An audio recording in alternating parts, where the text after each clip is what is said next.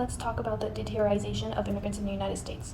For many years, immigration has been a controversial issue in the United States. This is because the United States is the primary destination for the majority of immigrants coming in from all over the world.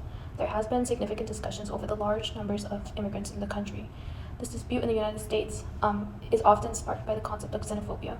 So being an immigrant in the United States has raised problems because immigrants are misperceived, causing the government to respond by enacting harsh laws on immigration policies as an effort to reduce the waves of immigrants coming into the country and to stop negative effects immigrants have on the American economy.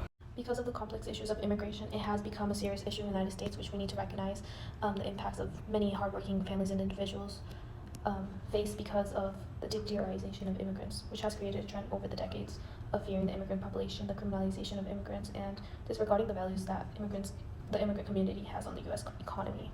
It is proven through history that immigrants have played a vital role in the U.S. economy and essentially enriching the U.S. economy.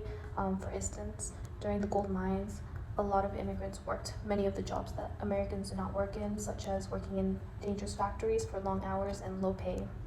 Even today, many of the immigrants are criminalized, and the laws treat them as threats rather than as contributors.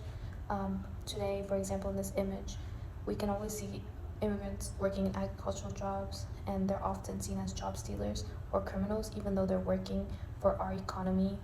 I also wanted to point out this chart, which is showing the waves of immigration in the United States through the 1920s and 1980s, which is the Western Europe section. That's when waves of immigrants were going down because of the harsh policies that were being put of deportation, mass deportation. Many of these immigrants do come to the United States for a better life and a better destined life for their children. However, according to the U.S. Border Patrol, more than over 7,000 of immigrants died crossing the border.